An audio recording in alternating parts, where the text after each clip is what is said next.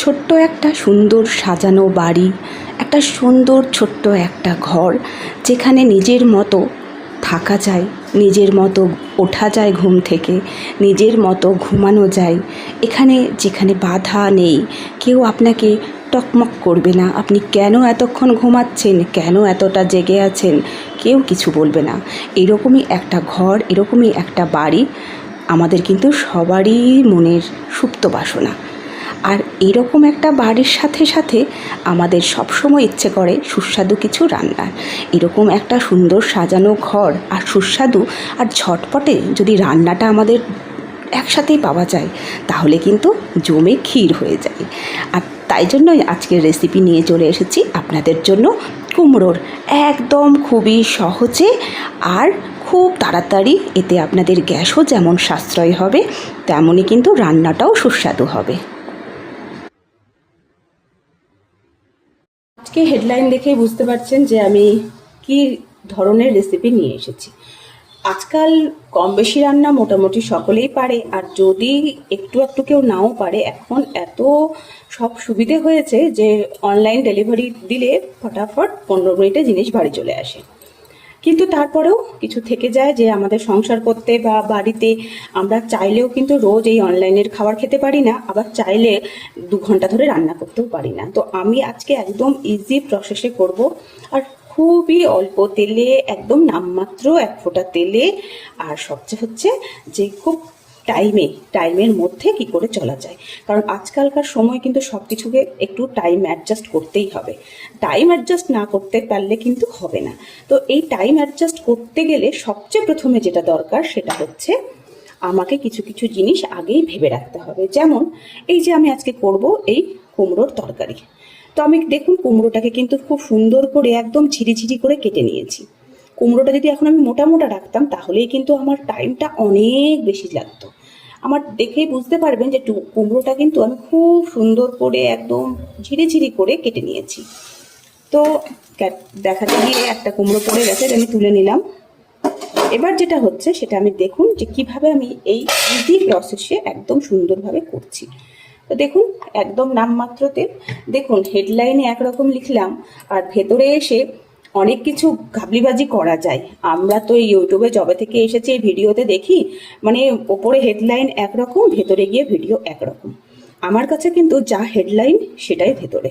ওই মানুষ আকৃষ্ট করার জন্য একটা সেই রমরমা হেডলাইন দিয়ে দিলাম, আর তারপরে মিথ্যে দিয়ে ভিডিও বানালাম, সেটা আসে না। তাতে আমার ভিউজ কম আসুক আর বেশি আসুক সেটা নিয়ে আমি ভাবি না।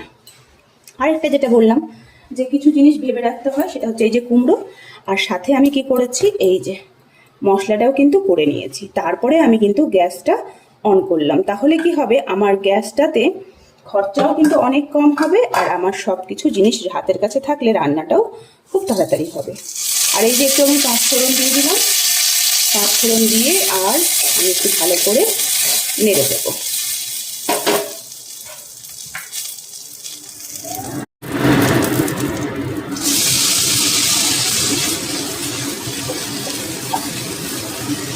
দেখুন যত পাতলা এই সবজি কাটা যাবে রান্না কিন্তু তত টেস্টি হবে, রান্না তত টেস্টি হবে।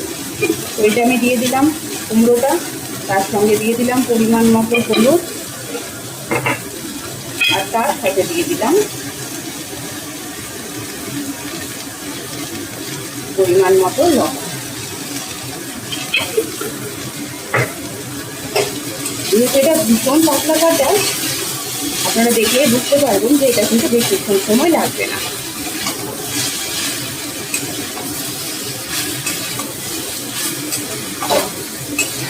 আমি এটাকে একটু ভেজে নেব। আজ আমি কিন্তু এখন বাড়িয়েই রেখেছি, আমি ভালো করে এটাকে একটু ভেজে নিই। এত অল্প তেল দিয়েছি, একটু নাড়তে হবে, না হলে কিন্তু লেগে যাবে।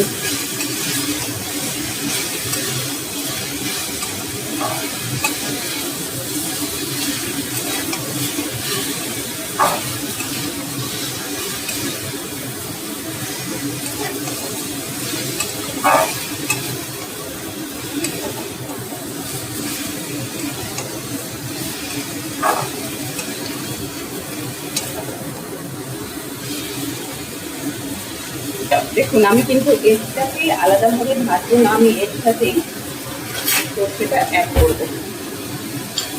যেহেতু সর্ষে বাটা আছে আমার কিন্তু কোনো অসুবিধে নেই, এখন না হলে আমাকে আঁচ কমিয়ে সর্ষে বাটতে যেতে হতো, আমি কিন্তু তা যাচ্ছিলাম। আমার কিন্তু বাটা আছে, আমার কাটা আছে, আমার তরকারি রান্না জাস্ট শুধু কিছুক্ষণের মধ্যেই হয়ে যাবে।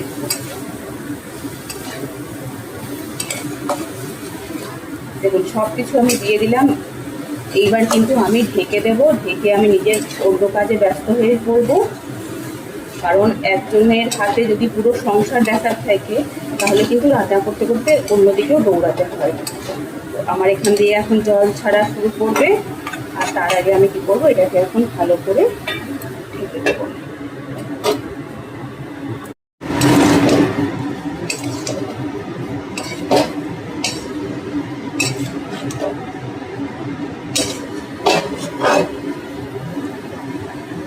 এটা থেকে ভালোভাবে জল ছাড়বে, তো এটা থাকলে এখন ঢাকবো। আমি এই যে দেখুন অঙ্কুর ছোলা ভিজিয়ে রেখেছিলাম খাবো বলে, কিন্তু ভাবছি যে একটু এটাও দিয়ে দিই, মনে হয় ভালোই লাগবে। একটু ট্রাই করে দেখতে আপত্তি কোথায়। থাক, এটার সাথে সাথে ওটাও সেদ্ধ হয়ে গেছে।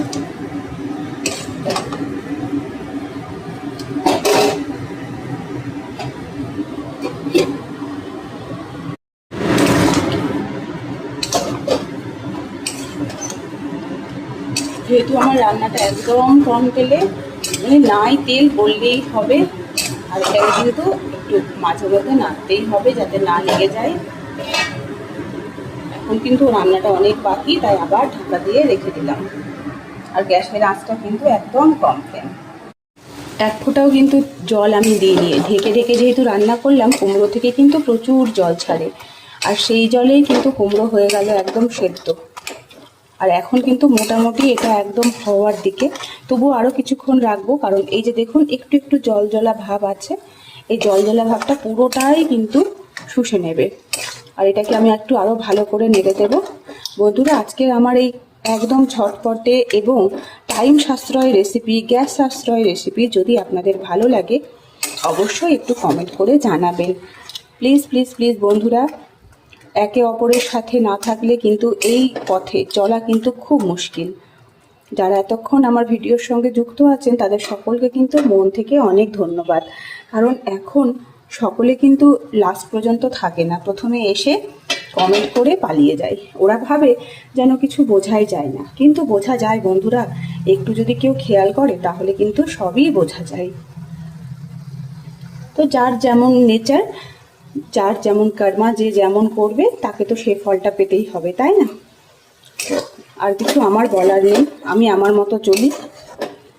আর এই যে রেসিপিটা আজকে শেয়ার করতে এলাম, সেটা আমার হেডলাইনের সঙ্গে আমার রেসিপিটার কি মিল পেলেন না কিছু, সেটা কিন্তু অবশ্যই জানাবেন।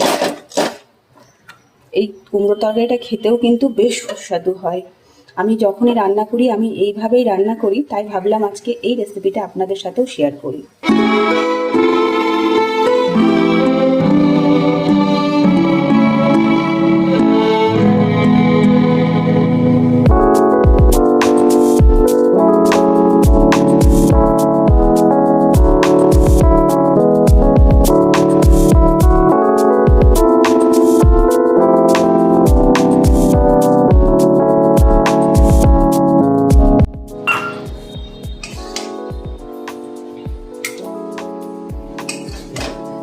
আর এই রেডি হয়ে গেল একদম সুস্বাদু কুমড়োর তরকারি।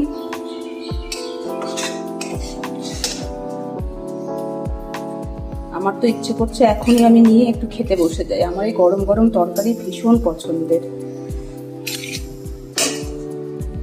আর হ্যাঁ, যারা ভাবছেন যে এই ছোলাটা সেদ্ধ হয়েছে কিনা, আমি একটা ছোলা মুখে দিয়ে দেখলাম, একদম ছোলাটাও কিন্তু সেদ্ধ হয়ে গেছে। ঠিক যেমন আমরা ছোলা সেদ্ধ খাই না মুড়ির সাথে, সেই রকম ভাবে কিন্তু ছোলাটা সেদ্ধ হয়ে গেছে। তাহলে ওই টেনশন নেওয়ার কোনো প্রয়োজন নেই যে ছোলাটা সেদ্ধ হবে কিনা। আমার কিন্তু একদম সব সেদ্ধও হয়ে গেছে, আর তরকারিও কিন্তু রেডি। কি ইচ্ছে করছে না এটা গরম গরম ভাতের সাথে কেমন লাগবে বলুন? দেখে মনে হচ্ছে না যে এখনই গিয়ে বসে পড়ি? একদম। তাহলে দেরি কিসের, চটপট রান্না করে নিন, এবং অবশ্যই যদি ভালো লাগে জানাবেন। তাহলে আজকের মতো টাটা, বাই বাই।